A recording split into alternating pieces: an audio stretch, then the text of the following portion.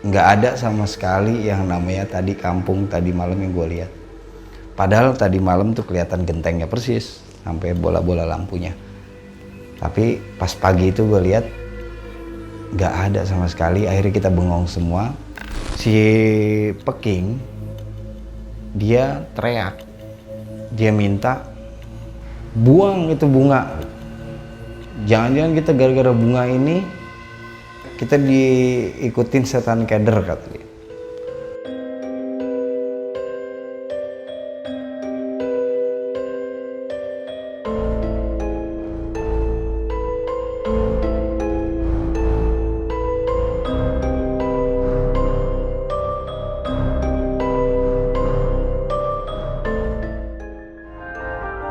Sebelum video ini dimulai, gak bosan-bosannya kami mengingatkan kalian, jangan lupa untuk tetap di rumah aja. Jika memang benar-benar tidak ada keperluan untuk keluar rumah, maka yuk di rumah aja, sampai dengan keluar petunjuk selanjutnya dari pemerintah. Mari kita perangi wabah virus corona ini bersama-sama, Indonesia bisa.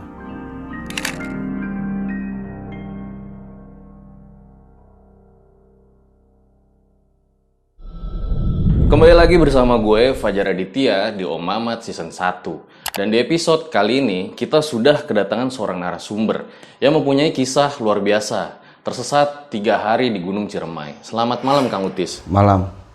Sebuah pengalaman yang mungkin tidak bisa dilupakan seumur hidup. Bisa dikatakan seperti itu. Tepatnya mungkin ya ini salah satu cerita atau hidup gue yang dikasih sama Allah untuk ngebenahin diri gue sendiri mungkin. Apa sih rasanya sampai dengan saat ini ketika lo mengingat pengalaman lo tersebut? Ya gue bisa ambil hikmahnya di situ, rasa kasih sayang sama manusia dan yang terutama kasih sayang dari Allah kepada hambanya. Dia karena dia sangat sayang banget sama hambanya, ya sampai gue masih bisa dikasih kesempatan sampai hari ini. Jadi supaya lo tahu ya, banyak banget kemarin yang request wawancara Kang Utis ini ya. Karena memang ceritanya sangat luar biasa dan tentunya banyak menyimpan hikmah di dalam pengalamannya tersebut. Sebelum gue lanjutkan ke ceritanya, jangan lupa juga saksikan video kita sebelumnya yang ini. So, langsung saja. Berikut adalah ceritanya.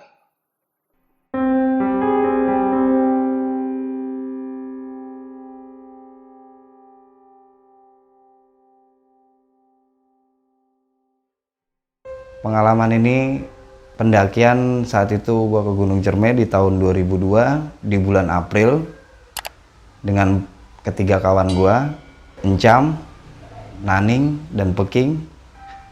Dan semuanya kebetulan gue berempat cowok semua melakukan pendakian itu. Sebenarnya gua bukan pendaki, gue cuma hanya suka mendaki gunung. Dan kebetulan juga orang tua gue nggak pernah ngizinin gue naik gunung. Akhirnya gue punya cara sendiri dengan cara gue.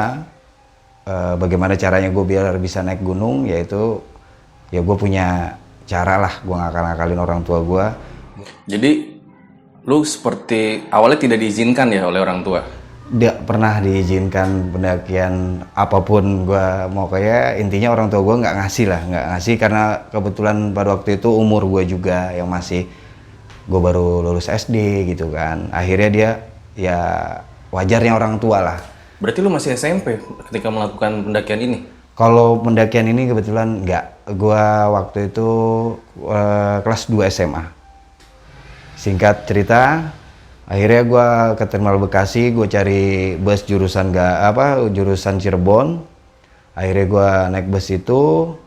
Di pertengahan perjalanan tuh bus dia berhenti di salah satu pom bensin. Akhirnya kita turun, biasalah cari-cari cemilan dan sebagainya. Tapi anehnya ada satu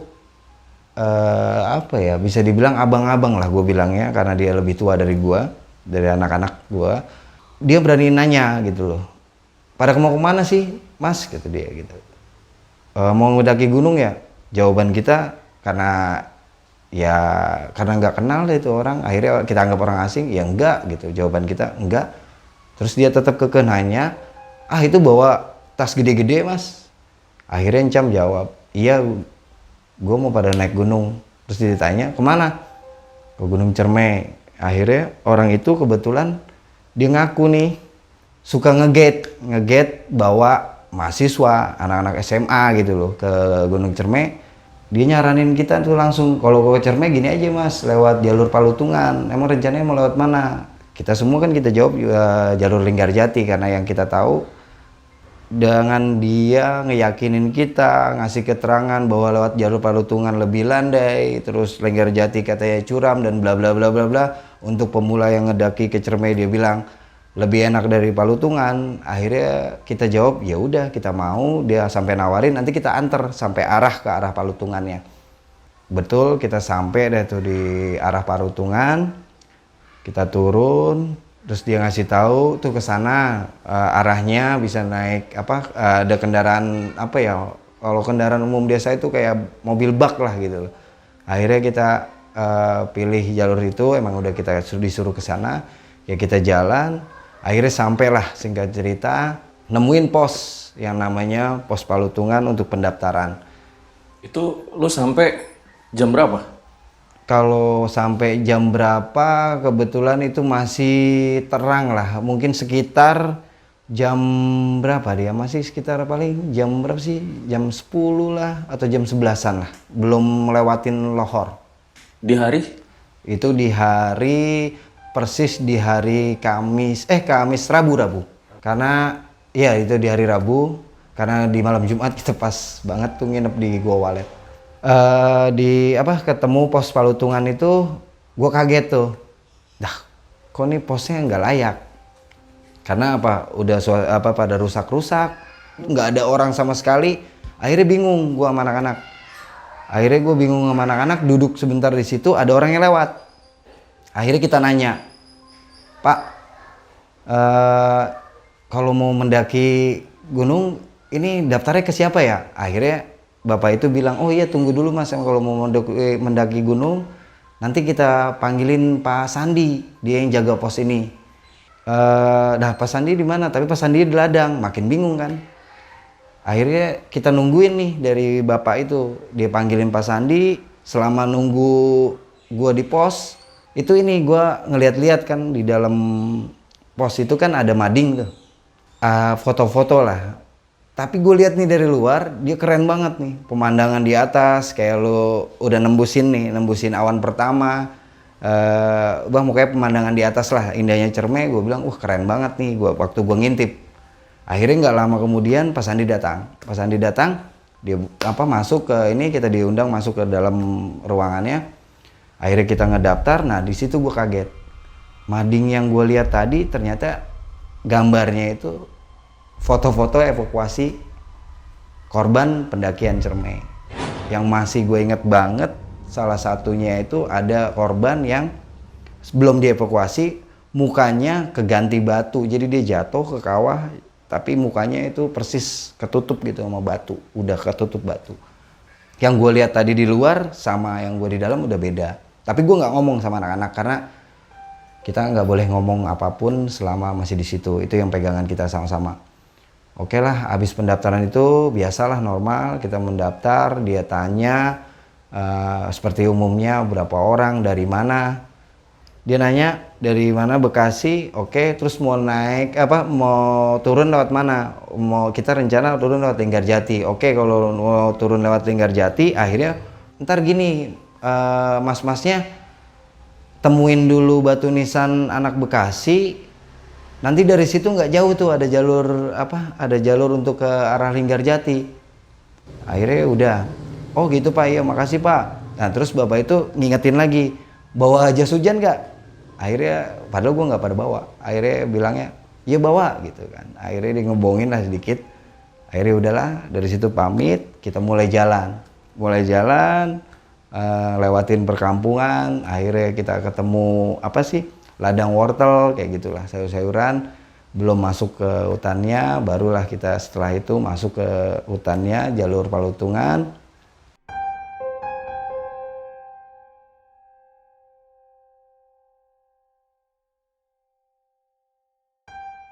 Naning nih anaknya kocak banget.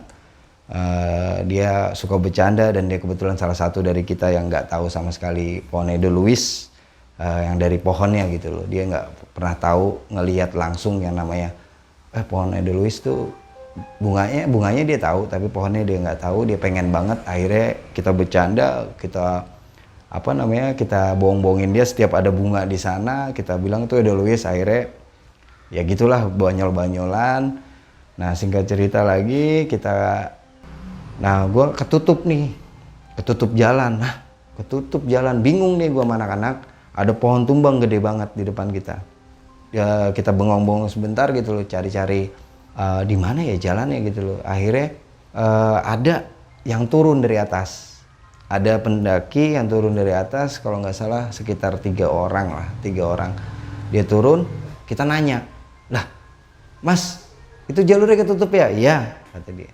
Nah, terus lewatnya mana jalur? Ini lewat sini, nanti ketemu jalur lagi, lewatin pohon tumbang ini. Oh oke, kayak gitu. Terus udahlah kita basa-basi. Oke lah kita lewat, kita naikin pohon itu, kita ngerambat dari pohon itulah kasarnya. Karena pohon itu yang nutupin jalan. Ketemu lagi memang jalur. Nggak lama ketemu sama rombongan salah satu universitas yang ngecamp di sana atau bikin acara di sana. Akhirnya kebetulan langit juga udah agak gelap. Akhirnya gue sama kawan-kawan mutusin, ya udahlah kita ngecamp di sini, udah punya tetangga juga gitu kan. Oke lah, nah terus kita mendiriin tenda di situ. Itu di mana mas? Itu di namanya kayak buper kalau nggak salah Cigowong lah kalau sekarang itu dibilangnya jalurnya ya pos Cigowong. Nah akhirnya kita bikin tenda di situ, kita nginep di situ. Biasalah malam-malam kita bikin cemilan, makan gitulah buat ini. Akhirnya kita juga kasih buat ke tetangga tenda, kita kasih agar, kita buatin agar. Dan akhirnya kita ngobrol-ngobrol sebentar. Kenapa gue tahu di sana tuh dia itu adalah mahasiswa dari salah satu universitas yang ada di sana. Dia yang ngomong karena kita ngobrol. Sudahlah singkat cerita, datanglah kita waktu pagi. Akhirnya kita kemas-kemas semua peralatan kita beresin peralatan yang lain. Akhirnya kita mulailah muncak. Setelah kita lakukan muncak, treknya makin lumayan. Kita nih ngelihat sebenarnya kan karena kita nggak tahu jalur di sana, kita cari bareng, kita ngelihat ada plang gitu, ada plang di satu pohon, dia tulisan Goa Walet memberikan arah gitu loh, ke arah Goa Walet. Akhirnya wah di bawah ada gua. Akhirnya kita lihat nih dari atas. Nah terus di situ juga Peking minta break gitu loh. Break, kok kenapa break King? Alasannya dia, ini gue nih, napas gue nih, kata dia. Napas gue udah nggak kuat lah, gue nggak usah muncak, kita nge-camp dulu aja. Padahal di situ gue agak cekcok lah sama dia. Padahal kalau dilihat puncak tuh dari situ, dari tempat kita berdiri tuh, ya paling santainya gue pikir 2 jam kita udah nembus ke puncak gitu loh. Kita udah sampai puncak. Peking ngotot, dia tetap minta kekeh, dia harus nge-camp di situ. Intinya berhentiin lah perjalanan, dia sampai banting nih dirigen stok air. Wah, yang kacau. Akhirnya direrai sama anak-anak lah, ditengahin sama anak-anak yang lain. Akhirnya kita turun nih ke goa. Nah gue nggak tahu nih kenapa, kok gue baru ngelihat mulut goa aja gue udah ngerasa, ya jujur gue takut lah gitu. Gue ngerasa kok mulut gue, ya gue serem gitu, ngerasa serem. Yang lucunya lagi, gue cekcok lagi tuh sama Peking anehnya ngajakin ngecamp di dalam goa, sedangkan gue lihat mulut goa aja udah takut. Itu posisi jam berapa Kang? Itu sudah mulai sore, abis asar kurang lebih gini lah, sekitar jam 5-an lah, jam 5, tapi belum gelap banget. Itu satu alasannya kenapa Peking dia minta di situ ngecamp, karena dia pikir udah agak sore juga. Gue bilang, King dirin aja di sini tenda. Dia nggak mau. Wah kalau di sini gue kena badai dan gini. Tapi secara logikanya gue, itu kita nggak bakal kena badai, karena kalau lo tahu Goa Walet dari jalur Palutungan, dia kan harus turun dulu ke bawah tuh. Dia turun ke bawah, ada beberapa meter lah turun ke bawah. Kita sebenarnya kalau dirin di situ, badai pun kita ketutup sama yang namanya tebing-tebing yang mau ke arah ke goa. Tapi tetap si Peking nggak mau. Akhirnya Encam nengahin sama Naning, ya udahlah gini aja, kita cek aja ke dalam gitu loh, nggak ada salahnya juga kalau emang di dalam ada yang tempat yang enak, ya kenapa enggak gitu loh. Akhirnya gue cuma ngarepin dia nggak ada tempat di dalam gitu loh, tapi alhasil yang ngecek ya si Peking sendiri yang dia pengen ngecamp di dalam, dia temenin kalau nggak salah Encam gitu loh. Terus gue di luar nih, kalau nggak ya mau nggak mau gue masih naning lah nunggu di luar. Akhirnya dia ngecek ke dalam. Akhirnya setelah dia dari dalam dia keluar dari goa, dia ngomong, wah di dalam tempat enak banget kata dia gitu. Ada tempat yang enak loh, atasnya udah dikasih plastik lagi, jadi kita nggak bakal kena tetesan air dari stalaktit gitu loh, stalaktit yang ada di goa. Gue makin deg-degan aja kan gitu. Ya udahlah, mau nggak mau, suka nggak suka, yang lain juga udah mau ke dalam, ya gue juga akhirnya ke dalam. Nah gue ke dalam goa itu gue keren banget. Gue belum pernah lihat yang namanya goa, ya gue jujur lihat kayak gitu loh. Gue karena bukan gue penyusur goa juga gitu, tapi gue lihat stalaktitnya tuh masih panjang-panjang gitu loh. Pokoknya lah bagus lah. Nah terus gue inget banget ada botol-botol gitu, botol-botol buat nadahin air yang dari stalaktit, mungkin buat stok air yang kehabisan air buat yang muncak, itu bisa ngebantu pada waktu itu gitu loh. Terus susurin kayak batu-batu gitulah. Akhirnya gue sampai deh tuh ke tempat yang tadi Encam sama Peking bilang, yang ada tempat ada ininya ada atasnya. Akhirnya cukuplah gue berempat rebahan di situ. Akhirnya mau nggak mau dari situ kita rebahan, kita istirahat lah di situ. Terus kita nggak perlu buka tenda karena emang di dalam, terus di atasnya juga ketutup sama plastik, aman lah dari tetesan air. Gue baru nyadarin, atau anak-anak juga baru nyadarin, kenapa itu goa itu disebut goa walet. Ternyata waletnya di situ tuh luar biasa banyak banget. Akhirnya udahlah makin gelap, udah nggak ada matahari pun yang masuk ke yang kita lihat gitu loh. Dari kita tempat istirahat di situ sampai ke mulut goa tuh nggak ada yang, gue nggak ngeliat matahari lah masuk karena kita pakai lampu badai juga. Ternyata kita nggak sadarin ini di depan kita ada lubang gitu, lubang gede banget sih. Makanya kita melipir itu sebenarnya ada daerah yang gelap gitu loh, daerah yang gelap. Ternyata itu lubang. Akhirnya Encam dia ngecek, karena ngeri juga kan kita, dia ngecek, dilempar tuh batu ke bawah tuh. Tujuannya kan ngecek dalamnya gitu. Pas dilempar sama Encam, nyentuh ke dasarnya si lubang itu tuh lama gitu loh. Akhirnya ya udah, wah gila nih lubang dalam banget berarti ya. Habis dari situ udah pada capek kan, kita rebahan, berjajar lah. Nggak lama rebahan di situ sebenarnya belum pada tidur kan itu. Encam teriak, aduh badan gua kebakar. Wah udah pada kaget anak-anak bangun. Apaan kebakar, Cam? Gitu. Tau-taunya ini di sebelah keteknya dia nih, sebelah ketek lah sini. Ternyata sweaternya dia yang rajutan itu untuk ngelibet ini lampu badai, yang lampu badai biar nggak pecah kan, dia kan corong kan ya. Lampu badai nggak pecah, kita libet buat masukin tas tuh. Ternyata lampu badainya itu belum kering, sisa si minyak tanahnya. Akhirnya tumpah tuh ke jaket. Wah ke jaket dia pakai, ternyata di situ kita baru tahu juga ternyata minyak tanah itu kalau di suhu, gua nggak tahu di suhu berapa tepatnya, intinya di keadaan yang dingin itu dia bisa ngebakar ngebakar kulit gitu loh. Gini loh, pas waktu dia ngasih tahu kita kasih senter sama lampu badai itu, nambahin penerangan, dia angkat tuh si sweaternya diangkat sama dia, itu kulit nempel di sweater itu tuh, kletek, krek. Itu ya gimana gue ya, itu emang anak itu kuat juga lah intinya. Udah gitu, udahlah kasih P3K, akhirnya diganti jaket, jangan pakai yang itu. Akhirnya kita rebahan kan, tidur lagi kan. Nggak lama kemudian si Naning nih di sebelah gue tidur, dia bilang, kenapa? Gue pengen kencing gitu. Nah, iya gue juga pengen kencing kan gitu kan. Tapi di mana nih? Nah, akhirnya ambil keputusan kita di deket, bukan di lubang itu gitu loh. Jadi Deket lubang itu kita di pinggirnya kita ngencing gitu. Akhirnya lanjutin lagi nih tidur. Alhamdulillah pagi nyampe, dan itu pun kita nebak aja. Pas kita cek, wah ya udah pagi. Pas bangun, lucunya Peking tuh nyanyiin sebuah lagu, tapi lagunya keren. Gue rasa sih keren, nadanya keren dan kayak nggak asing. Yang gue inget banget kata-katanya, aku terdampar di hutan ini. Intinya dia ngangkat keindahan alam, tapi temanya kita terdampar, nyasar lah gitulah. Intinya gitu. Terus bahkan gue sampai nanya, King, lu nyanyi lagunya siapa? Dia bilang, gue nggak nyanyi. Oke lah, gue nggak ngurusin itu karena emang kita jangan ngebahas yang nggak ini gitu.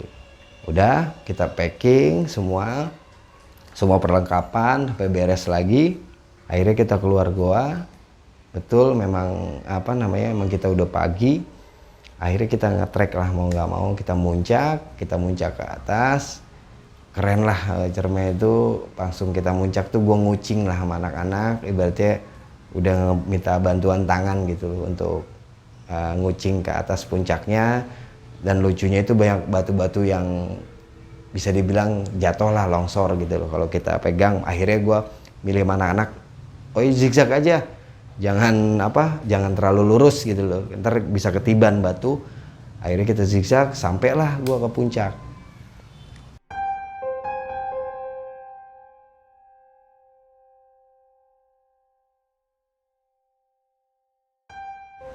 Itu sekitar jam 10-an lah kurang lebih. Itu pada saat posisi di puncak banyak pendaki juga? Nggak ada sama sekali, dan bisa dibilang gue ketemu rombongan itu terakhir ya itu tadi mahasiswa tadi. Cuma itulah rombongan, karena gue juga nggak tahu kok di atas nggak ada sama sekali, cuma kita berempat. Akhirnya gue di atas kan nikmatin lah semua, subhanallah dan sebagainya lah. Gue lihat keindahan Gunung Cermai yang luar biasa dari kawahnya, dari ya pokoknya gue lihat udah di atas. Dan gak lama di situ gue nikmatin sama anak-anak di situ, gue nyemil dan sebagainya. Akhirnya ini ada satu burung datang, burungnya warna coklat, mungkin sebesar burung poksai, tapi dia ada kayak kacamatanya gitu, kayak ada apalah warna di matanya yang gue masih ingat banget, kayak jinak gitu loh, deketin kita. Kok jinak banget, padahal kan burung liar gitu loh. Kita punya makanan mungkin apalah gue nggak ngerti. Akhirnya si Nani ngajak ngobrol tuh, burung-burung gitu kan, kayak diajak lah bercanda atau gimana, karena memang kita punya perasaan juga yang mungkin sama lah, curiga dengan burung itu. Terus loncat makin jauh, akhirnya dia terbang. Ini loh, kita ingat bahwa omongan Pak Sandi, ada batu nisan pendaki Bekasi juga yang dibuatin di sana, nisannya lah gitu.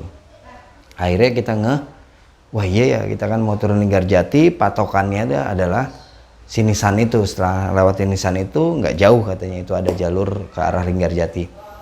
Kita nyisirin si kawah itu, ketemulah tuh kayak batu gitu loh, kayak coran. Akhirnya anak-anak pada bilang, wah ini mungkin nisannya nih. Akhirnya di situ ngedoa tuh, kocak banget itu anak-anak ngedoa, biasalah gitu kita buat ngasih yang almarhum lah gitu loh. Kita anggap itu kawan kita juga. Setelah itu kita jalan lagi, masih melipir juga kan, habis dari si patok itu tadi, kita anggapnya patok. Pas jalan lagi, baru kita nemuin yang namanya batu nisan yang aslinya. Nah terus akhirnya anak-anak pada ketawa kan, tadi yang kita doain apaan gitu loh, cuma patok doang. Nah ini yang aslinya nisan anak Bekasi, yang gue masih inget banget. Batu nisannya lengkap lah, kayak nisan orang meninggal, nama, tanggal, bulan, tahun gitu loh. Dan yang gue masih inget banget, dia tahunnya itu 2001. Dan lucunya di bulan April juga di batu nisan itu. Akhirnya kita ngedoa di situ. Kita nggak bawa apa-apa, cuma encam ninggalin sebotol air minum, ya air minum yang stok kita bawa yang kecil. Dia bilang, gue nggak bisa ngasih apa-apa, tapi mudah-mudahan lu nggak kehausan, ya lu nggak kehausan. Dikasih dah tuh, disimpan botol aqua di situ. Akhirnya kita jalan, ketemu nih, ada arah kayak jalur arah turun. Pas kita jalanin nggak lama, berapa meter lah gitu, berapa puluh meter, akhirnya nggak ada jalan lagi. Wah, keputus nih jalan, balik, ini bukan jalurnya, balik lagi anak-anak. Kita naik lagi, emang takut nyasar juga kan. Kita balik lagi ke itu puncak lagi, kita jalan lagi. Nggak lama dari situ ada lagi jalur. Dicek nih sama salah satu teman, oke lah dicek. Oh iya nih benar jalur. Ayo udah kita turun lewat sini. Turun. Nggak lama kemudian udah itulah bener-bener Naning senangnya minta ampun. Kita nggak nemuin ladang edelweiss kayak gitu. Jadi bener-bener pohon edelweiss itu gede-gede dan banyak gitu. Gue belum pernah lihat sebanyak itu dan sebesar itu sebenarnya. Tapi nggak jadi masalah, nggak ada pikiran apapun gue tuh. Ya gue pikir, wah udah Naning tuning, ini yang namanya edelweiss nih. Ya itu, ada metikin lah tuh. Akhirnya sampai bahkan Encam narik ujungnya gitu loh, buat biar narik dahan biar dapat pucuknya itu ditarik gitu. Kalau orang Betawi bilang dipendot dah. Sempat ada omongan dah, edelweiss kan bukannya kalau nggak salah banyak orang yang ngomong tuh Desember mekar. Kok ini bulan April udah kemekar gitu loh. Wah, akhirnya kita ambil. Terus kita setelah itu kita sambil susurin jalan, kita nemuin rongga tuh. Jadi kayak bisa dibilang apa ya, kali yang nggak ada airnya lah gitu.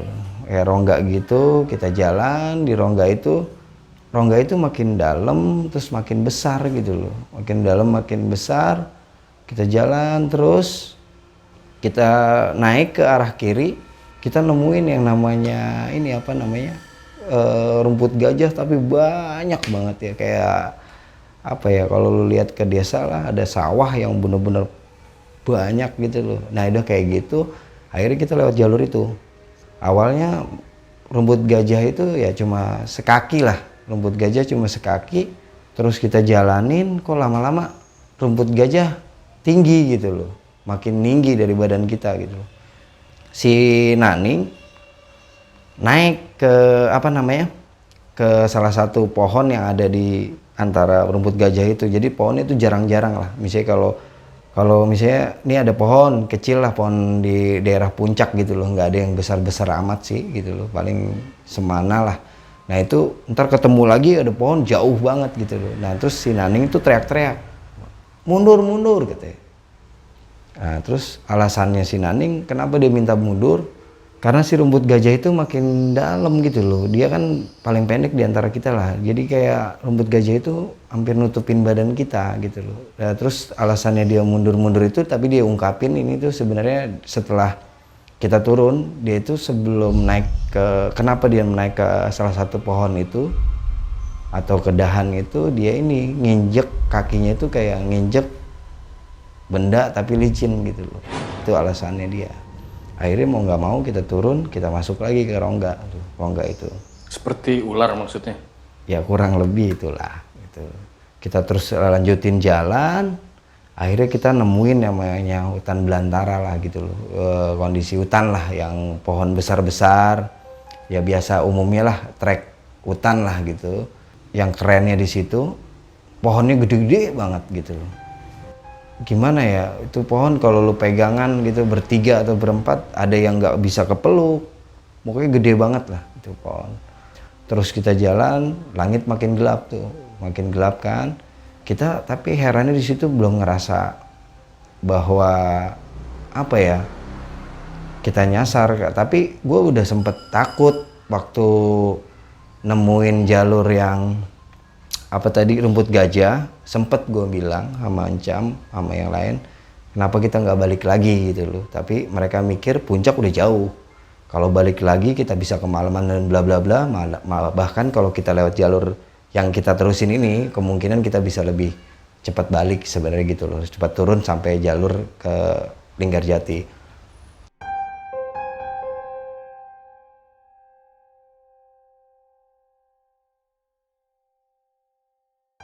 kita harus nyari tempat untuk ngecamp lah gitu loh. Karena udah malam, kita nggak mungkin ambil trek malam gitu loh. Gua nggak mau resiko karena kita emang ini bukan berada di jalur normal, padahal tapi nggak pernah ngerasa itu di situ ketakutan hilang. Dalam arti anak-anak belum ada yang panik, wah kita nyasar jauh ke dalam gitu, nggak ada sama sekali. Malah kita bikin tenda, ketemu ada aliran sungai gitu loh, ketemu aliran sungai. Nah setelah diriin tenda di sungai itu, kan perbekalan makanan udah habis, semua udah habis gitu loh. Dan akhirnya kita ngecamp di situ.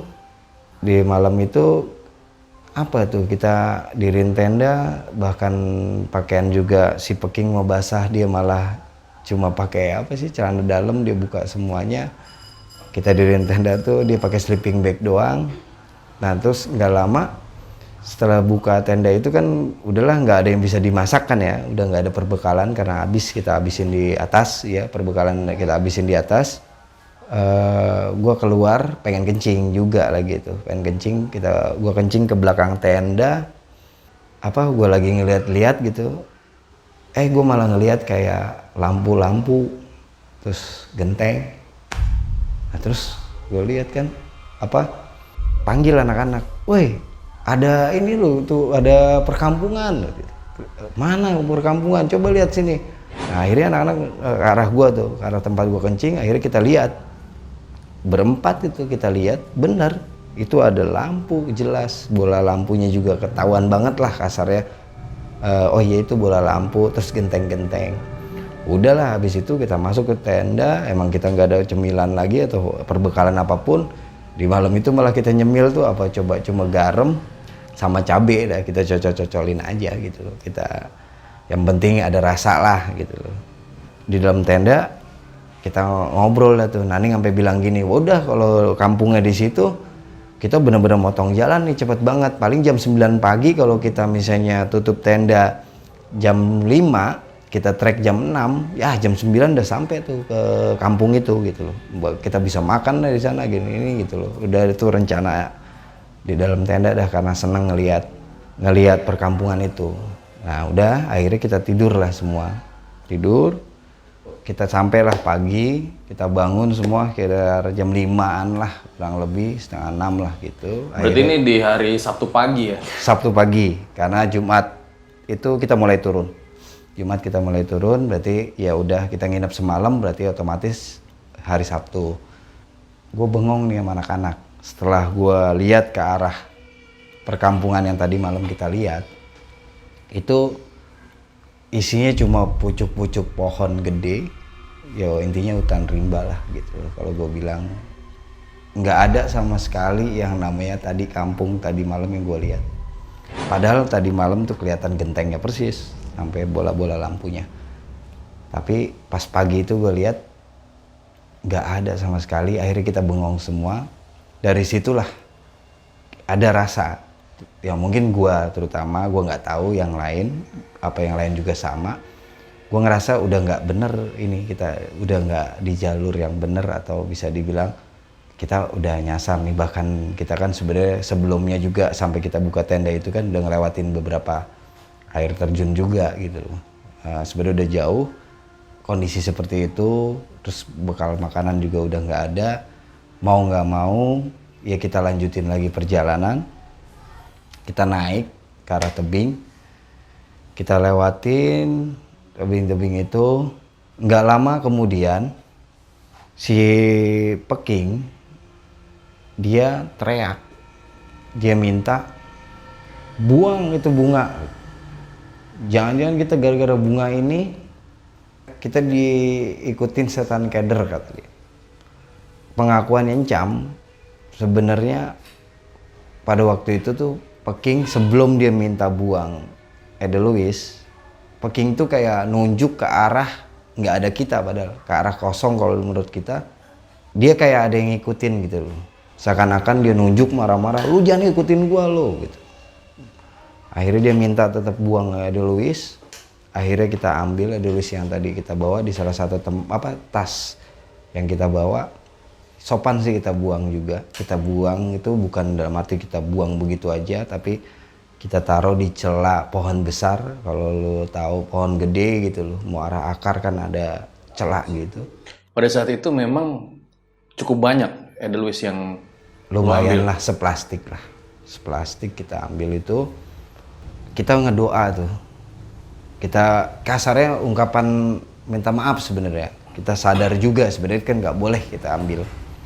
Kita minta maaf di situ, kita bacain tuh Al-Fatihah di situ. Bacain Al-Fatihah di situ. Setelah itu saat kita udah mulai dari situ tuh jalan tuh yang buka kalau nggak Encam pasti Peking. Gua dan si Naning itu pasti di belakang mereka lah, di antara dua orang itu. Pasti yang buka jalur dia berdua. Kita mulai sadar bahwa ini tuh udah nyasar gitu loh. Terus bahkan Encam pas waktu jalan dia jatuh di di jalan nih, nggak sadar ternyata dia kepleset, jatuh lumayan berapa meter ke bawah, kedebuk gitu loh. Wah, pokoknya kita nggak tahu sama sekali di dalam hutan itu ada apa kasarnya, karena kita nggak tahu. Akhirnya Encam ini untungnya selamatnya dari apa, dia coba ada kayak batang pohon gitu loh yang patah persis di arah ini rusuknya dia, tapi untungnya dia nggak kena. Pas kita panggil-panggil Encam jatuh nggak bisa jawab. Biasalah orang jatuh yang kayak napasnya kayak gitu-gitu. Pas kita samperin nih si Encam, "Cam, lu nggak kenapa-napa?" Dia bilang tetap nggak apa-apa gitu dia. Padahal dia ngomongnya nggak bisa, kita kasih air minum. Nah kita makin takut dengan kondisi hutan itu yang bisa dibilang nggak jelas lah gitu kasarnya. Ada apa di depannya kita nggak tahu karena nggak di jalur yang normal. Akhirnya kita tetap nyari jalur gimana yang arah menurun. Nah, gue nemuin tuh lagi sama Encam yang pada waktu itu dia mimpin jalan. Encam mimpin jalan. Makin lama kita makin jalan nggak bisa tegap. Kita kayak nongkrong gitu loh. Kita nongkrong, tapi nongkrong sambil jalan gitu loh. Nongkrong sambil jalan, terus jalan, ternyata ngedadak Encam bilang, break. Nah, terus akhirnya kita berhenti semua, dan itu posisi persis gue di belakang Encam kalau nggak salah. Gue, Encam, Naning atau Peking dan sebagainya lah. Dia itu di sekitar jam berapa kira-kira, Kang? Itu masih siang. Gue masih siang karena matahari emang nggak terlalu masuk. Jadi intinya kondisi hutan di situ tuh lu tahu kan kayak hutan yang lembab. Ya. Akhirnya yang Encam minta break itu kenapa? Ternyata Encam ngegantung udah. Jadi kalau lu tahu ini tebing, dikira tanah tapi sebenarnya akar yang ketutup daun-daunan. Tapi kita nyangkanya ini nggak nyangka itu akar, kayak tanah lah. Ketutup. Akhirnya kenapa Encam bilang break? Dia udah bisa dibilang di sini. Dan itu dia ngerasa ambles gitu loh, turun. Ngerasa ambles. Ternyata Encam ngeliat tuh kan rimbun tuh daun-daun, dia giniin tuh, lihat ke depan sana tuh udah jurang. Jadi blas itu jurang, di bawah kasarnya kita udah ngegantung bawah jurang.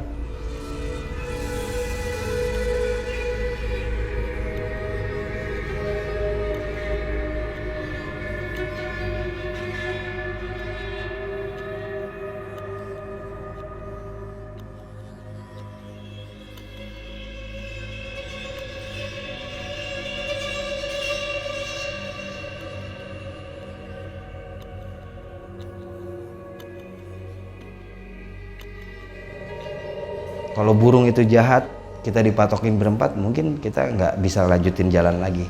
Tapi untungnya burung itu baik, dan kekhawatiran kita juga berempat tuh udah mulai muncak juga gitu loh, mulai panik di situ. Akhirnya dengan paniknya si Naning berusaha minta tolong kayak ke burung gitu loh. Burung kita anggap temen, burung lu kan temen gua gitu. Tolong kasih tahu jalan keluar atau jalan pulang tuh kemana.